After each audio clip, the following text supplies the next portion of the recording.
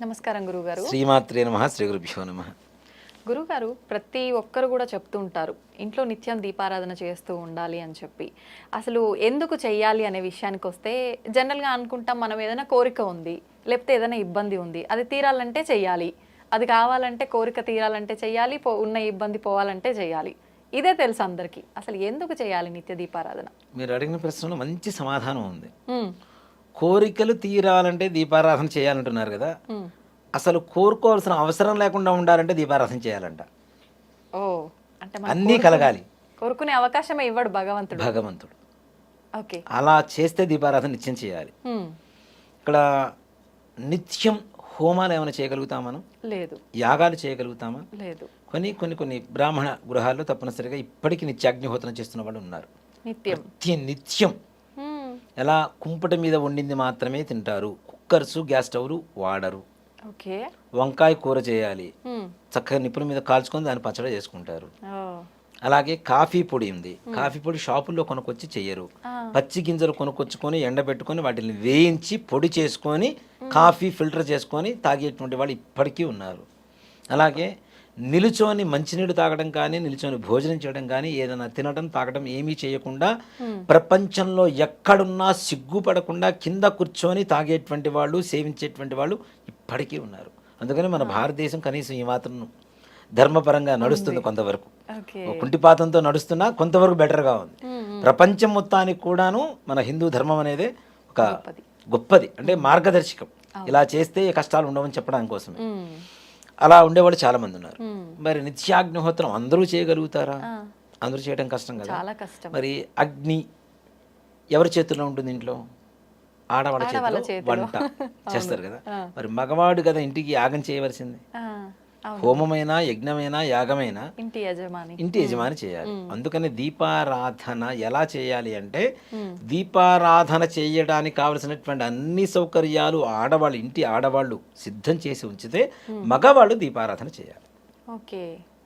నేను రెడీ చేసుకుంటాను, ఇంట్లో ఆడవాళ్ళు ఉన్నా నేను చేసుకుంటానంటే కాదు. ఆడవాళ్ళు ముందుగా ఈ మొత్తం సిద్ధం చేసి పెడితే మగవాళ్ళు వచ్చి దీపారాధన చేయాలి. మరి వాళ్ళకంటూ వాళ్ళే చేసుకొని చేస్తారు, లెక్కలోకి రాదా గురువు? ఎవరు? ఆడవాళ్ళు. వాళ్ళే అన్ని సిద్ధం చేసుకొని పూజ. నిజంగా మాట చెప్పాలి అంటే అలా చేసుకోవడం అనేది, చేయడం అనేది ఇక్కడ భార్యాభర్త కలిసి చేస్తుంటారు యాగం అనేది. అవునా? భార్య ఆల్రెడీ దీంట్లో ఒక భాగం అయిపోయిందని చెప్పడం కోసమే సిద్ధం చేయమని చెబుతున్నారు. ఓకే. దీపారాధన ఎందుకు చేస్తాను? నిత్యం హోమం చేసేటువంటి అవకాశం లేదు కాబట్టి నిత్యాగ్నిహోత్రమే దీపారాధన. ఓకే. మగవాడు దీపారాధన వెలిగిస్తున్నాడు, దానికి కావలసిన సౌకర్యాలు మొత్తం ఆడవాళ్ళు చేస్తూ ఉంటే భార్యాభర్తలు కలిసి యాగం చేసినట్ట కాదా? అవును, అవును. ఇంట్లో రోజు హోమం జరుగుతుంటే ఇంట్లో ఏమైనా కష్టాలు ఉంటాయా? ఉండవు కదా. అందుకనే దీపారాధన నిత్యం చేయాలి. నువ్వు దేవుణ్ణి కోరికలు కోరుకోవాల్సిన అవసరం లేకుండా ఉండాలి అంటే నిత్యం దీపారాధన చేస్తే చాలు. అది కూడా నిజంగా చెప్పాలంటే దీపారాధనలో కూడా చాలా విశేషమైనటువంటి ఇవి ఉన్నాయమ్మా. ఆవు నెయ్యితో దీపారాధన చేస్తాం. అంటే దేవతలకి దేవానాం ఆద్యమాహారం అని చెప్పి శాస్త్రం చెబుతుంది. అంటే దేవతలకు ఆహారం ఏమిటి అంటే నెయ్యి, ఆవు నెయ్యి, అదే ఆహారం అని చెబుతుంది. మరి నువ్వుల నూనెతో ఎందుకు చేస్తాం అంటే, ఎవరికైతే మృత్యుదోషాలు, అనారోగ్య స్థితిలో ఉంటారో అలాంటి వాళ్ళు నువ్వుల నూనెతో దీపారాధన చేయడం ద్వారా, నూనె దీపారాధన చేస్తాం కదా, ఒత్తి వెలుగుతూ ఉంటుంది కదా, ఆ పొగ వస్తుంటుంది కదా, యమధర్మరాజు ఆ ఒత్తి నుంచి వచ్చేటువంటి పొగ వాసన పిలిచి ప్రాణం తీయడానికి వచ్చినటువంటి యమధర్మరాజు, యమదూతలు కూడా ఆ యొక్క వాసన పిలిచి సంతృప్తి పడి ఇంటి నుంచి బయటికి వెళ్ళిపోతారట ప్రాణం తీసుకోకుండా. నువ్వులు అంటే శనీశ్వరుడు, యమధర్మరాజు యొక్క సహోదరుడే శనీశ్వరుడు. ఇద్దరు అన్నదమ్ములు. వీళ్ళిద్దరు ఎవరు కొడుకులు? సూర్యుడు కొడుకులు. ఆరోగ్యాన్ని ఇచ్చేటువంటి వాడు సూర్యుడు, బాధల్ని ఇచ్చేటువంటి వాడు శనీశ్వరుడు, ప్రాణాన్ని తీసుకెళ్లేటువంటి వాడు యమధర్మరాజు. భలే ఉంది, అందరికి పొంతన. ముగ్గురు వీళ్ళిద్దరు ఈయన కొడుకులే, సూర్యుడు కొడుకులే వీళ్ళిద్దరు కూడా. నీలాంజన సమాభాసం రవిపుత్రం అంటే సూర్యుడు కొడుకు. యమ అగ్రజం, యముడి కంటే పెద్దవాడు. ఛాయ మార్తాండ, ఛాయాదేవికి సూర్యుడి యొక్క శక్తి, మార్తాండడు అని చెప్పి ఒక శక్తి ఉంటుంది. ఆ ఇద్దరికి పుట్టినటువంటి వాడే శనీశ్వరుడు. ఛాయా మార్తాండ సంభూతం తన్నమామి శనీశ్వరం. ఈ శ్లోక పరమార్థం అదే, సూర్యుడు కొడుకు యమధర్మరాజుకి అన్నయ్య అన్నయ్య. కాబట్టి ఈ శనీశ్వరుడు. ఈ శనీశ్వరుడికి ఇష్టమైంది నువ్వుల నూనె. ఓకే, అవును. ఈ నువ్వుల నూనెతో పాటు పత్తి. మనం దానం ఇచ్చేటప్పుడు కూడా శనీశ్వరుడికి ఏం చేస్తామంటే అయఃకండ కార్పాస లవణ దానం అని చెప్పి దానం చేస్తారు. అయఃకండము అంటే ఇనుము, ఓకే, కార్పాసము అంటే పత్తి, లవణము అంటే ఉప్పు. ఉప్పు. ఈ మూడు మృత్యు దోషాల్ని పోగొడతాయి అని చెప్పి శాస్త్రం.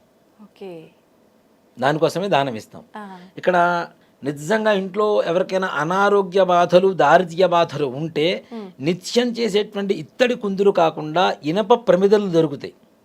ఇనప ప్రమిద తీసుకొచ్చి ఒక 41 రోజు పాటు ఇంట్లో కానీ మీ దగ్గరలో ఉండేటువంటి నవగ్రహాల దేవాలయంలో శనీశ్వరుల దగ్గర కానీ ఈ ఒత్తి వేసి నువ్వుల నూనె వేసి దీపారాధన చేస్తే శని బాధలు తొలగిపోతాయి, సమస్త అనారోగ్య సమస్యలు కూడా తొలగిపోయి ఆరోగ్యవంతులుగా మారుతారు. ఓ, నిత్యం దీపారాధన చేయడం ద్వారా ఏమవుతుంది, మనకి కోరికలు కోరుకోవాల్సిన అవసరం ఉండదు, ఇంట్లో బాధలు ఉండవు, ఇంట్లో యజ్ఞం చేస్తున్నటువంటి ఫలితం కలుగుతుంది. అలాగే రోగ బాధలు ఏవైతే ఉంటాయో అవన్నీ కూడా వినాశనం కలిగి సద్గతి కలిగి మంచి ఆరోగ్యవంతులుగా తయారవడానికి దాని నుంచి వచ్చేటువంటి పొగ ఏదైతే కారణమవుతుందో అది కారణమవుతుంది. ఓకే, దీనివల్ల యమధర్మరాజు కూడా మృత్యు దోషాలు కూడా పోతాయి. అందుకనే దీపారాధన చేయాలి. మనం కోరుకుంటాం 41 రోజు దీక్షగా దీపారాధన చేస్తాను, 42వ రోజు మానేస్తాను, చీకటి పెడతాను అంటే బొట్టు లేని నుదురు, ముగ్గు లేని ఇల్లు, ధ్వజస్తంభం లేని గుడి, గురువు లేని చదువు, దీపారాధన లేని ఇల్లు, ఇవన్నీ శ్మశానంతో సమానం. ఓ, మొత్తం శ్మశానంతోనే సమానం ఇవన్నీ. శ్మశానంలో ముగ్గు ఉండదు, దీపం ఉండదు, అవునా? ఇంకేముంటాయి? ఒక సామెత కూడా ఉంది, వద్దులే, చెప్పండి. శ్మశానం ముందు ముగ్గు రాజకీయ నాయకులకు సిగ్గు ఉండదు అని. ఓ, ఓకే, అదొక నానుడి అనమాట. కాబట్టి ఇవన్నీ లేనివి శ్మశానంతోనే సమానమని చెప్తారు. అందుకని నిత్యం దీపారాధన చేయాలి. అది కూడా దీపారాధన ఎలా చేయాలి, పొద్దున్నే చేయాలి. అంతకుముందు మనం చెప్పుకున్నాం స్నానం ఎలా చేయాలి, ఏ సమయాల్లో చేయాలని. పొద్దున్నే చీకటి అంటేనే మనకి చెడు నాన్న. ఇప్పుడు నలుపుని దేనికి వాడతారు ఎక్కువగా? ఎక్కడైనా చనిపోయినప్పుడు ఒక బ్యాడ్జీ తగిలించుకుంటారు, లేదా నల్లటి వస్త్రాలు వేసుకుంటారు. పూర్వకాలంలో నల్ల బొట్టు పెట్టుకున్నారు అంటే వాళ్ళ ఇంట్లో ఏదో అశుభం జరిగిందనే అర్థం, లేకపోతే నల్ల బొట్టు పెట్టరు. నిత్యం కుంకుమ, ఎర్రటి కుంకుమ లేదంటే ఎర్రటి బొట్టు పెట్టుకుంటారు. కానీ నల్ల బొట్టు పెట్టారు, నల్లటి వస్త్రాలు వేశారు అంటే వాళ్ళ ఇంట్లో ఏదో సూతకమో ఎవరో చనిపోయారనో ఏదో అశుభమనో దీనికే పరమార్థం చెడుకి. అలాంటిది తెల్లవారుజాము 4ంటికి ఎలా ఉంటుంది? చీకటిగా ఉంటుంది. అంటే రాక్షస శక్తులు ప్రబలేటువంటి సమయం.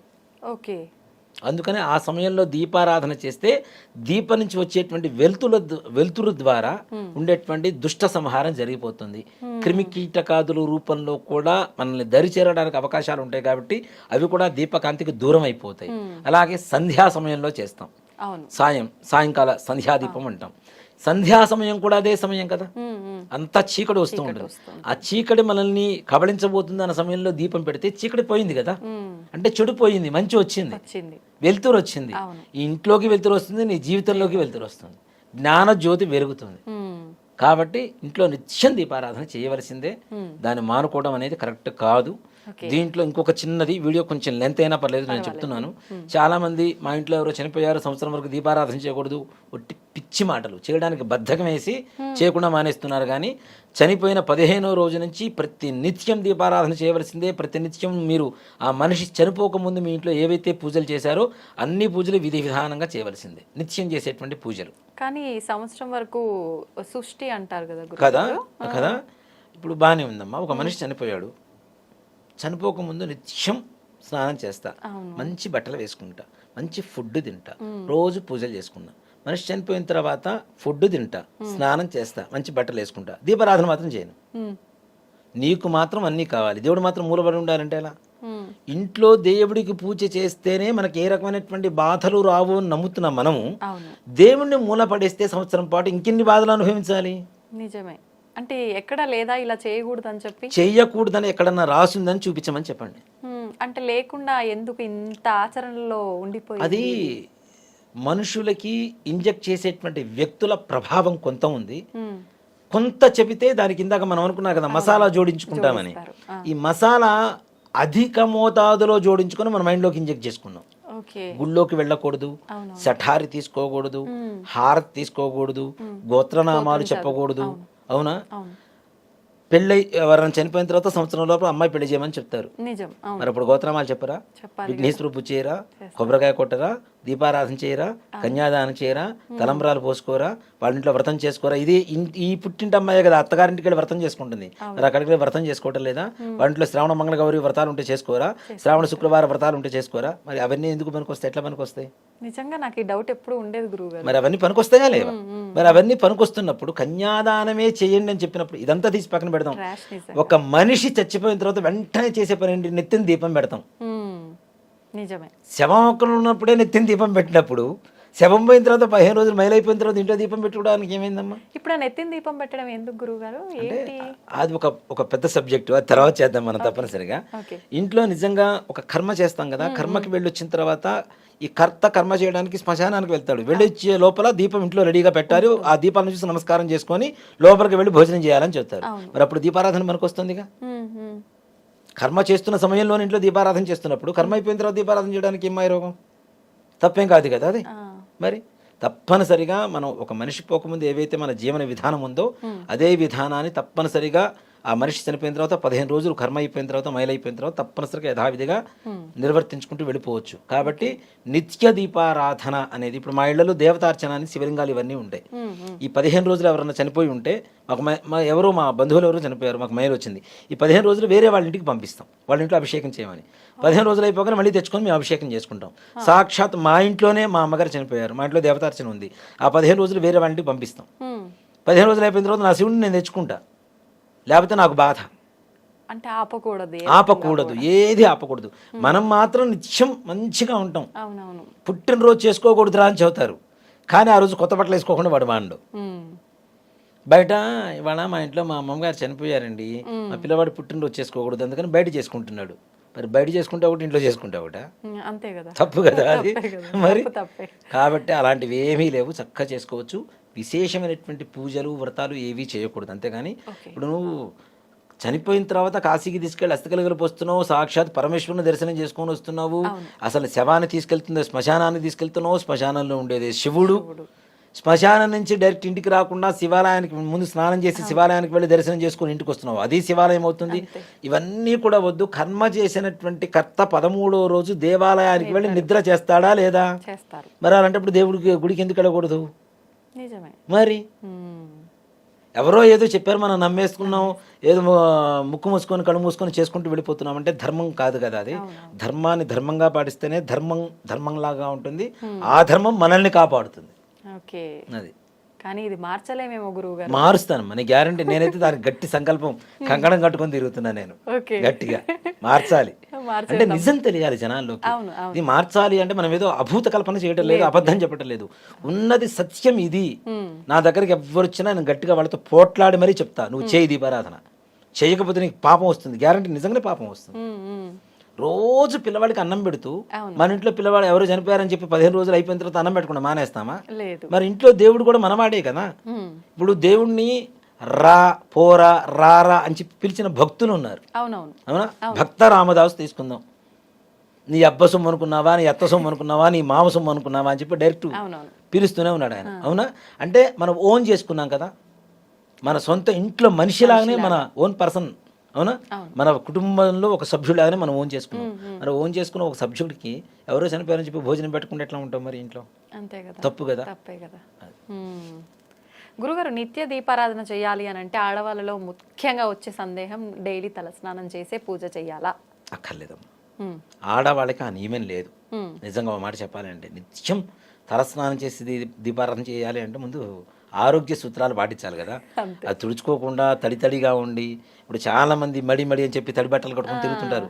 మడి అనేది ముఖ్యంగా మనసుకు సంబంధించింది. ఒక శ్లోకం ఉంది కదా, చిత్తశుద్ధి లేని శివ పూజలేల, ఆత్మశుద్ధి లేని ఆచారమదయేల, భాండశుద్ధి లేని పాకమదయేల, విశ్వదాభిరామ వినురవేమ. చిత్తశుద్ధి లేకుండా శివ పూజలు చేసినా, ఆత్మశుద్ధి లేకుండా ఆచారాలని చెప్పినా, నిన్న వండిన గిన్నెను కడగకుండా మళ్ళీ ఇవాళ అన్నం వండినా ఏవి ప్రయోజనం లేవు కదా. మరి చిత్తశుద్ధి ఉండాలి, ఆత్మశుద్ధి ఉండాలి, ఆ తర్వాతనే ఆచారాలు. కాబట్టి మనం దేవుడి దగ్గర పూజ చేస్తున్నాం, దానికి స్నానం రోజు తల స్నానం చేయాలంటే చేయాల్సిన అవసరం లేదు. ఓకే. అలా అలా నియమం అంటూ ఏమీ లేదు, ఎక్కడ కూడా లేదు. ఓకే. నిజంగా అసలు మీకు సాటి ఎవరు రారనే చెప్పాలి గురుగారు. నేనైతే అద్భుతంగా వివరించారు. ధన్యవాదాలు గురుగారు. శ్రీమాత్రే నమః. శ్రీ గురుభ్యో నమః.